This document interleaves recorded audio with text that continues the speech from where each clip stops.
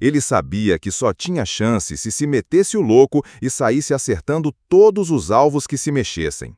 Foi por isso que não poupou munição, e apesar de os inimigos estarem com escudos e uma proteção leve, não eram páreo para ele. Tudo acontecia mais rápido do que eles conseguiam assimilar. E quando só restava o maldito traidor, que ainda rastejava olhando com ar de piedade para o guerreiro, precisava retirar dele a verdade. Aquele verme rastejante não poderia ter tido uma ideia como aquela, nem mesmo para executar servia. Por isso, ele se abaixou e, olhando nos olhos do traidor, perguntou quem estava por trás de tudo. Naquela altura só importava o dono da ideia, e foi justamente pensando assim que o guerreiro notou a ligação no celular jogado no chão. Infelizmente, parecia que o guerreiro Kim havia caído em uma armadilha. Agora escutava aquela pessoa dizer, através do aparelho celular, que ele ganharia um presente. Era certo que estava sendo observado e, por isso, queria saber onde o maldito estava. E quando imaginou o que poderia ser o tal presente, só viu uma iluminação. Aquilo era o prenúncio de que uma grande explosão estava prestes a cobrir tudo. Era como ele pensava, não sobrou muito daquela construção. O impacto colocou tudo abaixo. Porém, nosso herói, sendo um guerreiro habilidoso, precisou utilizar mais uma de suas características. E foi assim que conseguiu agilidade para se esquivar e fugir dos escombros. Ainda bem que fez isso, e fez a tempo. Se demorasse mais um pouco, teria caído na armadilha feita com o prédio inteiro. Mas agora ele tinha uma visão panorâmica do que realmente estava acontecendo. Seus inimigos eram loucos o suficiente para deixar as boas maneiras e os bons costumes de lado. Sendo habilidoso, o guerreiro Kim começou a correr em volta daquele prédio, irradiando uma luz vermelha. Ainda correndo, sabia que, com as características certas, poderia encontrar vermes como aqueles até mesmo de olhos vendados. No entanto, enquanto corria, um projétil foi avistado pelo guerreiro. Parecia que estavam cronometrando os passos do guerreiro Kim e, assim, puderam tomar a dianteira. Aqueles pareciam inimigos astutos e queriam jogar. Sabiam um bom jogo que todos poderiam se divertir. Mas o guerreiro Kim estava disposto a acabar com aquele círculo maldito a partir daquele momento, de uma vez por todas. E mais uma vez recorreu à sua barra de características, as melhores. Ele estava pronto. Então, que o jogo começasse. Agora ele se deleitava com aquelas mudanças nas características e podia imaginar que estava jogando um jogo desses de busca e apreensão. É claro que, para ele, era meio roubado. Podia ver através do sensor de calor e movimento. Assim, para ele, ficava mamão com açúcar. Se o jogo era free e ele queria, ele estava no topo do topo e não iria deixar os amiguinhos fugirem sem uma boa diversão. Não fora ele que começara, também não iria sair sem se divertir o suficiente. Agora, os inimigos pensavam que tinham se escondido bem o suficiente para jamais serem pegos. Poderia até ter dado certo se o inimigo deles não fosse alguém do calibre do nosso protagonista. Alguém que tinha perdido, ou melhor, investido tanto tempo em um jogo como Arcadia Online não iria simplesmente assistir o tutorial. E era assim que o guerreiro estava muito bem blindado e sabia exatamente os próximos passos daqueles meliantes. Depois que foram atingidos e caíram no chão, para o guerreiro Kim tinha perdido um pouco a graça. Sabia que não tinha acabado com eles, já que atingira a forma espiritual em vez do corpo. Quando Kim Punhos de Aço chegou, viu apenas os dois ordinários jogados do lado de fora do galpão. E quando ele viu os seus leais subordinados carregando seu irmão mais novo, sentiu-se aliviado.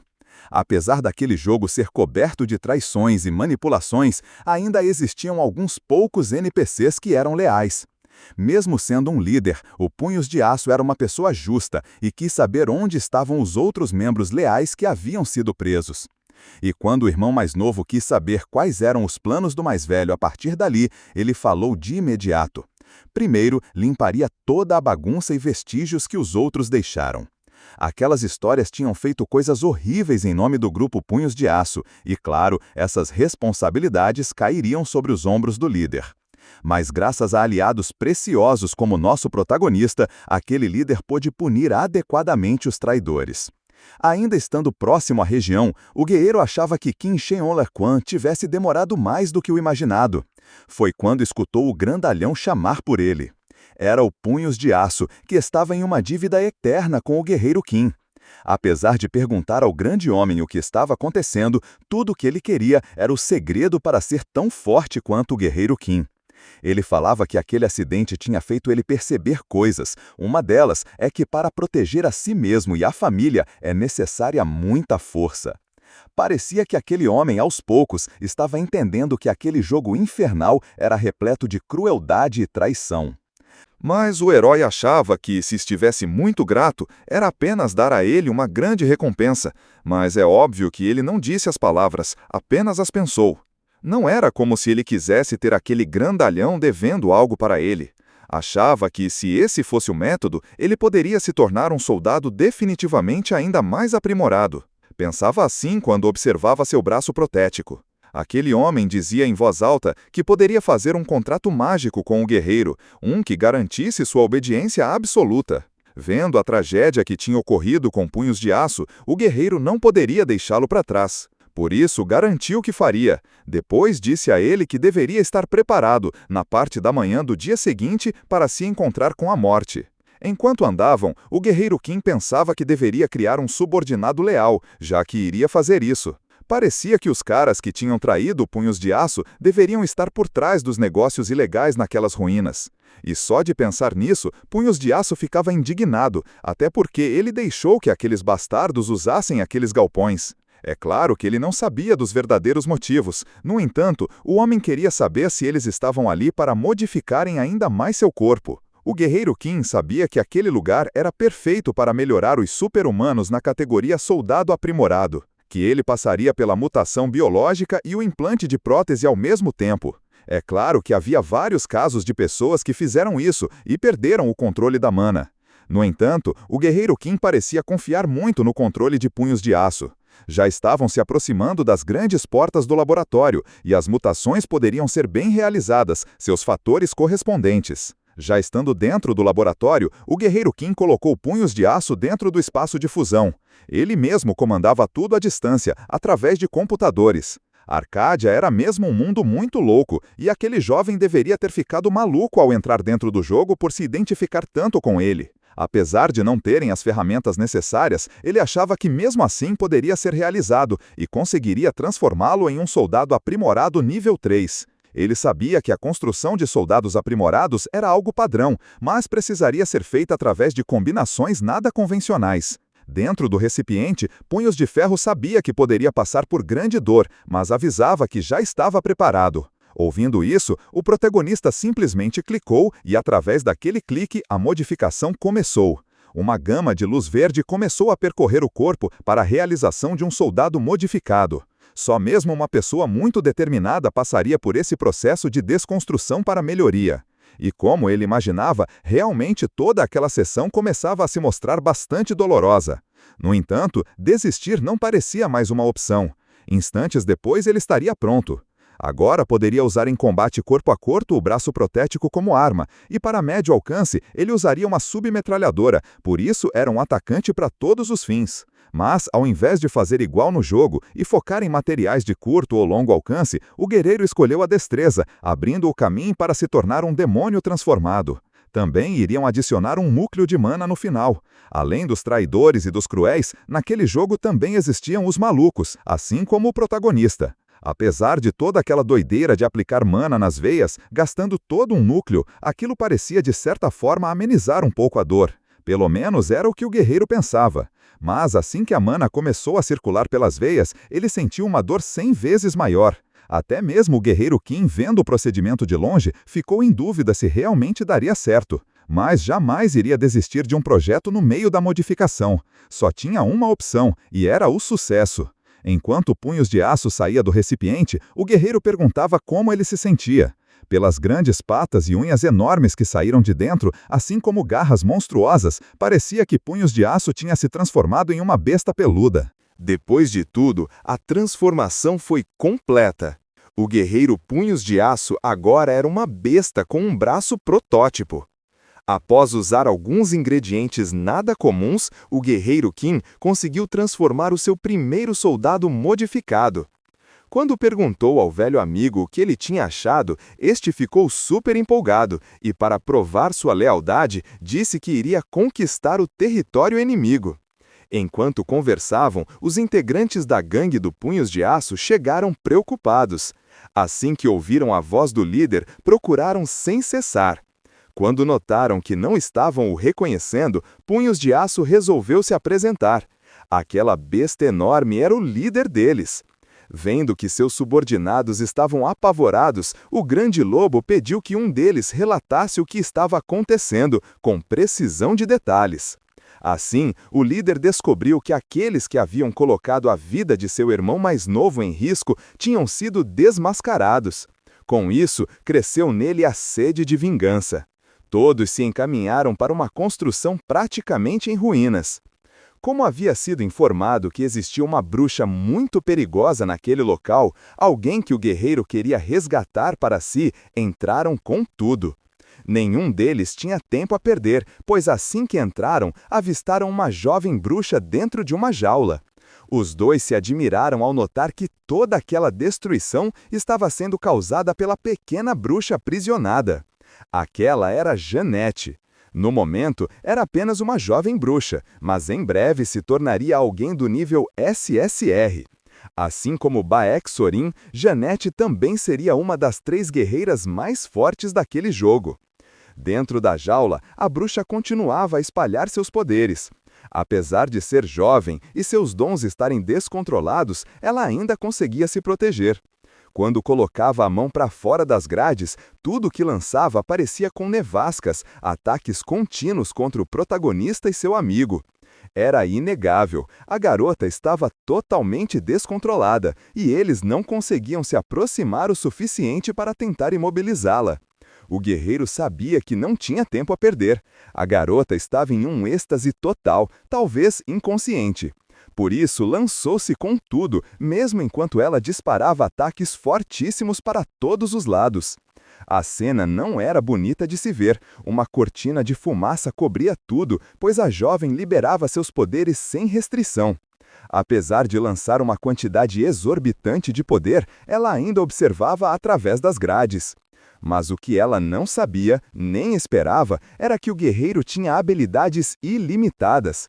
Ele trocou novamente algumas delas para se tornar invencível. Naquele estado, o guerreiro era praticamente imortal. Conseguiu com as próprias mãos abrir as barras de ferro da grade e libertar a garota. Quando percebeu que usar aquele poder estava quase arrancando seus músculos, ele ponderou um pouco. Mas ver a jovem desmaiada, inconsciente e ainda assim liberando magia o deixou apavorado. Nosso herói não hesitou, lançou-se sobre a bruxa, mesmo diante de ataques fortíssimos, pois precisava de uma força como a dela em sua equipe. Um pouco distante, o soldado modificado apenas observava o que o líder fazia. Em certo momento, ao ver uma cápsula de mana ser jogada longe, ficou assustado. Mas não havia motivo para tanto alarde. O guerreiro saiu ileso, carregando a jovem inconsciente nos braços. Quando o lobo perguntou o que tinha acontecido, o guerreiro explicou que havia acalmado a pequena bruxa com uma poção de mana.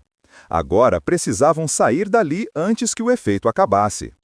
Mesmo sendo um soldado modificado, o lobo ainda temia, pois aquela garota parecia estar fora do comum.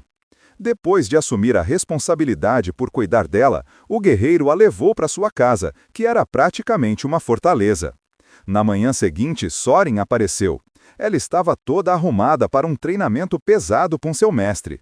Não escondia a animação, pois fazia muito tempo que não treinavam juntos, e o guerreiro notou que ela já estava no nível 3. Curiosa, queria saber qual seria o treino, já que ele a havia chamado para sua casa. Ele contou que era porque o segundo candidato a discípulo, no momento, estava doentinha. Sorin observou a jovem loira sentada, tomando soro, e se aproximou aos poucos dela. Foi então que o guerreiro explicou que Sorin teria a oportunidade de ajudar aquela garota, sendo como uma irmã mais velha. 2 dias se passaram, e mesmo sentada ainda tomando soro, a pequena bruxa demonstrava ser muito forte e conseguia combater seus 2 adversários. O tempo passou rápido e após uma semana inteira ainda tentavam trazer a jovem à lucidez. Lutavam contra ela, mas apenas desviavam dos ataques. O que a garota não sabia era que, enquanto desviava de tantos golpes, o guerreiro havia conseguido ganhar mais uma habilidade. A mana passada a ela através do soro já tinha acabado, e ela parecia recuperar aos poucos a consciência. Eles pararam para observar, mas a jovem de cabelos pretos ficou apreensiva, com medo de a bruxa voltar a atacar. Para a surpresa deles, a garota começou a abrir seus lindos olhos azuis. Assustada, não sabia onde estava. Quando perdeu a lucidez, estava presa, mas agora se via em um lugar estranho, com 2 pessoas que não conhecia. Para acalmá-la, Soren foi de imediato, pegou sua mão e disse que seriam irmãs, apresentando-se como sua irmã mais velha. Quando perguntou onde estava, explicaram que ela havia tido a sorte de ser salva pelo mestre, que ainda a estava ajudando a se curar. A jovem ficou muito feliz por ter sido resgatada daquele lugar terrível. Contou que seus pais haviam falecido ao tentarem escapar da Torre Mágica de Islã quando foi capturada. Apesar da garota de cabelos pretos se assustar com o relato, para o protagonista a história não era novidade. Aquela menina havia passado por uma fase de experimentos. O guerreiro a acolheu, dizendo que era bem-vinda para ficar ali, caso não tivesse para onde ir. Na verdade, ele queria muito que ela o aceitasse como mestre. Disse ainda que a ajudaria a vingar a morte dos pais, ensinando-a a se tornar uma super-humana. Percebendo sua indecisão, explicou que ela poderia agradecê-lo e recompensá-lo no futuro quando fosse forte o suficiente. A garota se animou tanto que até demonstrou chamas de alegria, prometendo que se ele a transformasse em uma super-humana, o recompensaria um dia. É claro, ele só fez essa oferta porque sabia que Jeanette se tornaria uma das 3 maiores potências do jogo. Também sabia que seria ela quem ensinaria uma das 3 habilidades de espadachim mais poderosas. Quando ela fez uma pequena demonstração de seus poderes, ele ficou bastante animado, embora tenha sido um pouco assustador. Depois, a jovem achou que tinha exagerado e pediu desculpas. O guerreiro avisou que precisavam praticar primeiro o controle da mana. Explicou que o nome da característica dela era energia natural. Quando Soren quis saber se a habilidade era parecida com a dela, o guerreiro confirmou. A característica da estrela do céu era praticamente igual. No entanto, era preciso treinar o corpo para suportar o poder da aura que cada uma exercia. Mesmo que a característica oferecesse um poder de ataque terrível, Jeanette era uma tanker, então era importante trabalhar nisso primeiro. As 2 ficaram empolgadas, cada uma tinha um poder imenso e, se combinados, se tornariam quase invencíveis. A característica Corpo Diamante endurecia corpo e mente simultaneamente. Provavelmente era disso que Jeanette, que havia sofrido tantos danos físicos e mentais, precisava naquele momento. Ela também deveria comer o máximo possível. O treinamento seria difícil, então o guerreiro pediu que não parasse de se alimentar. 2 semanas se passaram, e as 2 ainda treinavam, cada vez mais próximas da perfeição. Enquanto isso, Soren também dava o máximo de si para não ficar para trás. De longe, o guerreiro apenas observava suas 2 pupilas crescendo e se tornando muito fortes. É claro, ele também queria treinar com elas, e por isso avisou que Jeanette deveria agora aprender exercícios avançados. Achava que a defesa dela ainda era fraca, então testaria até que ela conseguisse bloquear um de seus ataques. De nada adiantava ser forte se sua defesa fosse falha. Partiu para cima dela com tudo, repetindo não uma nem 2, mas várias vezes. Faria isso quantas vezes fosse necessário. Jeanette estava cada vez mais obstinada, tinha um propósito e iria até as últimas consequências. Enquanto isso, o protagonista também tinha seus objetivos.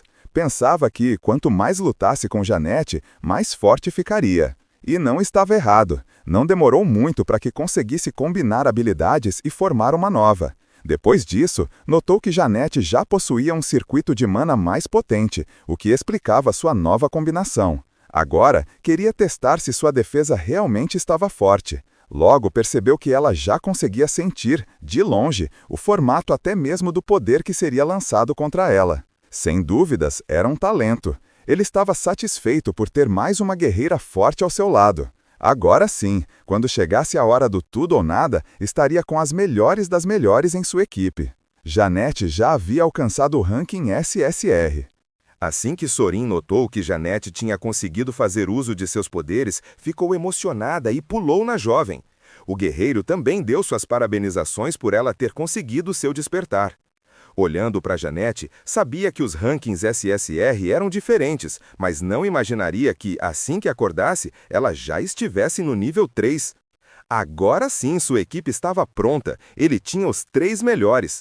É claro que agora Sorin também deveria se dedicar bastante, não queria que seu Júnior ultrapassasse seus próprios poderes. Esse também era o pensamento do protagonista, que não desejava ficar para trás em momento algum. Tinha algo que ele precisava fazer antes da busca pessoal dos 2 discípulos começar. Deveria cuidar de algumas coisas. E para isso, deveriam pegar voo para outro local, diferente do cenário em que estavam. Depois de tudo, finalmente ele se sentia no exterior. Tinha chegado à cidade onde a guerra de aniquilação divina aconteceria. Era do seu conhecimento que, debaixo daquela casca oca, havia um prédio. Aquele era o espaço extradimensional conhecido como Grande Labirinto. Era um lugar problemático, onde fantasmas de deuses esquecidos lançavam ataques constantemente. Mesmo assim, não havia necessidade de se preocupar, porque a organização mais forte da humanidade, chamada Lida Guardiã, protegeria aquela cidade. Havia um verdadeiro motivo pelo qual ele decidiu chegar em Ashley, uma técnica que ele desejava herdar estando naquele lugar. Assim que entrou, foi recebido por uma elegante mulher com grandes chifres. Ela, gentilmente, quis saber se ele gostaria de algum drink em específico. Ele foi direto ao assunto, disse que não estava ali para beber, e sim para adquirir algumas informações. Quando quis saber que informações eram aquelas, o protagonista disse que havia um homem chamado Singmund e garantiu que pagaria bem por qualquer notícia. A mulher com grandes chifres contou que aquilo não serviria. A esposa do homem que ele procurava atualmente está em estado grave com uma doença incurável. Assim que a mulher falou, ele se lembrou de ter lido sobre a perda da esposa. Por isso, precisava ser mais firme com aquela senhorita, realmente precisava das informações. Garantiu que daria uma olhada na esposa dele, talvez pudesse fazer algo. Se era esse o caso, ela iria avisar com antecedência, mas achava que seria difícil, pois Sing era muito sensível. E sendo ela cautelosa, entrou devagar avisando que havia um hóspede preocupado com a doença da esposa. Mas, quando chegou, notou que alguns convidados haviam chegado antes dele. Ao redor do leito da enferma havia 2 sacerdotes. Eles estavam prometendo cura e já estavam naquele processo há um bom tempo. Com a gentileza de sempre, o protagonista segurou o braço de um dos arcebispos e pediu que parasse. Era bom deixá-los em paz por enquanto. O homem, abordado por um estranho, não gostou de ter seu procedimento interrompido. Assim que colocou os olhos naquelas 2 pessoas, soube que eram da ordem de Thor e Gaia, mas o tratamento clerical era muito óbvio e até o momento sem resultado. Ainda segurando a mão do velhote, dizia que aquele procedimento era sem significado, a luz sagrada só iria piorar a ferida da enferma. O arcebispo ficou pasmo, não sabia como aquela pessoa sequer sabia o nome do tratamento que realizavam. Assim que ouviu a conversa, Sing quis saber por que aquela pessoa falava daquela forma e se ele sabia de algum tratamento eficaz. Não achava que um mero super-humano pudesse entender sobre cura. Vendo toda a confusão, a mulher de chifres precisou intervir, dizendo de antemão que aquele hóspede já havia declarado saber de uma maneira para tratar a condição da senhora. Enquanto falavam, Jorges começou a piorar gradativamente, até que começou a se debater em seu leito. Seu corpo se movia quase que sozinho. Com tudo isso, o arcebispo queria retomar o procedimento, mas o protagonista não iria permitir. A piora significativa de Jorges havia começado por causa daquela cura fraudulenta. Assim, mesmo contra a vontade do protagonista, a sacerdotisa começou a irradiar luz divina e a mulher passou a piorar. Jorges estava tendo seu corpo lançado cada vez mais para cima. Com os olhos arregalados, parecia que não estava mais conseguindo controlar o próprio poder. O marido perguntava ao arcebispo o que estava acontecendo e tentava obrigar aquele homem a retornar o tratamento o mais rápido possível. A sacerdotisa, vendo que o protagonista estava certo, percebeu que já era tarde demais e não poderiam evitar aquelas convulsões apenas com luz. Foi então que o guerreiro avisou que a doença daquela mulher era decorrente de ter recebido o estigma do deus demônio das câmaras de escuridão. Aquele homem, ao escutar, não podia crer que o guerreiro soubesse tanto. A essa altura, começava a acreditar em uma possível cura e, é claro, o guerreiro afirmava que só tinha dito a verdade desde que chegara naquela sala. Sendo assim, Singh se prostrou de joelhos e começou a implorar. Dizia que se ele realmente curasse sua esposa, jurava pelo seu nome que daria qualquer coisa que desejasse. Ouvir isso foi refrescante, mas deveria agir logo. Por isso, começou a mudar suas características e, fazendo uma fusão de todas, iniciou seu desempenho. Lançou naquela mulher o que parecia uma rajada de luz e, segundo ele, a intenção era curar a doença. Depois disso, aquele homem deveria cumprir sua promessa. Apenas ele sabia que a doença estigma era contraída dos demônios do labirinto, um dos piores debuffs, onde a divindade deixava marcas na alma estratificada. A alma do demônio drenava gradativamente a força vital da vítima. Depois do tratamento, as convulsões da mulher cessaram. O guerreiro avisou que a havia colocado para dormir usando sua mana e que não deveria ser despertada tão cedo. Depois daquelas medidas, o arcebispo e a sacerdotisa voltaram trazendo os materiais que haviam sido solicitados. Pronto, poderiam começar de imediato. A vela já havia sido acesa nas extremidades do sigilo montado embaixo do leito da enferma. As peças estavam quase montadas para começar o ritual. Enquanto macerava as ervas, o protagonista mudava suas características. O arcebispo ficava preocupado se aquele procedimento seria suficiente para recuperar a mulher de uma vez. Na realidade, se recuperar disso era mais importante até mesmo do que a própria cura. Enquanto estava com a fórmula nas mãos, o protagonista pensava que aquele debuff não era fácil de ser resolvido, nem mesmo no jogo. Era simples, quanto mais cura era dada, mais a vitalidade daquela coisa crescia. Por isso, era necessário que ela superasse o estigma. Inicialmente, ele iria precisar invocar o broto oculto que estava causando o debuff. Enquanto isso, o marido se preocupava em ver Jorges quase se transformando em um demônio em sua frente. Chegou a duvidar que aquele tratamento realmente fosse eficaz, mas, mesmo assim, deveria ter fé e esperar, confiando na força interior de Jorges. Enquanto segurava forte um acessório, o protagonista tentava acalmar o homem, dizendo que tinha certeza de que o método era eficaz. Ele foi calculista e esperou até que aquele demônio manifestasse seus chifres e asas. Sabia que só conseguiria puni-lo cara a cara. Assim, usou o acessório, falou as palavras certas e conseguiu fazer com que as asas do grande demônio se abrissem. Uma luz intensa cobriu aquele local. Todos viram quando a luz obrigou o demônio que estava dentro do corpo da mulher a ser repelido, como se uma rajada de lama tivesse saído. Depois de tudo, a mulher foi impulsionada novamente para o leito com bastante força, causando preocupação no marido e nos que estavam presentes. Minutos depois, as coisas pareciam ter se acalmado. A mulher já estava consciente novamente. Assim que olhou para o marido, reconheceu-o, e isso fez o homem cair em lágrimas. Ela queria saber quanto tempo havia ficado desacordada. Com lágrimas, ele contou que ela estivera desacordada por metade de um ano. Afirmava que ela poderia realmente ter morrido se não fosse o guerreiro. Depois, se virou olhando para o arcebispo e a sacerdotisa e avisou que agora o resto do tratamento era com eles. Mas, calmo, em outro local, aquele homem tomava um chá com o guerreiro Kim. Antes de mais nada, queria saber o que fez o guerreiro Kim sair de sua terra natal e ir para aquele local em específico. A resposta era simples, ele tinha ido exatamente atrás de Singh, precisava aprender a técnica de cultivo que ele guardava secretamente. O protagonista sabia que o ancestral de Singh era o herói imortal mais famoso da mitologia nórdica. E a técnica de cultivo era passada através de sua linhagem sanguínea por gerações. Era uma técnica superior à que ele tinha aprendido. Assim que começou a praticar, sentiu as moléculas do corpo reagirem quase que instantaneamente. E não era só isso, parecia que até mesmo seu coração batia de forma diferente, energizando todo o seu corpo a partir de um ponto. Rapidamente ele obteve aquela característica e sua mana total havia acabado de aumentar em 30%, ou talvez mais. Sabia que com aquele crescimento não teria mais problemas em aprender uma técnica de espadachim diferente. Enquanto estavam terminando a etapa de aprendizagem do cultivo, o arcebispo e a sacerdotisa voltaram com boas notícias. O tratamento tinha sido finalizado. Deram parabéns ao guerreiro Qin, dizendo que ele era ótimo na cura de estigmas. E ficaram felizes quando perguntaram se, por acaso, ele sabia curar outros tipos de estigmas, e, quando respondeu que sim, ficaram com os olhos brilhando.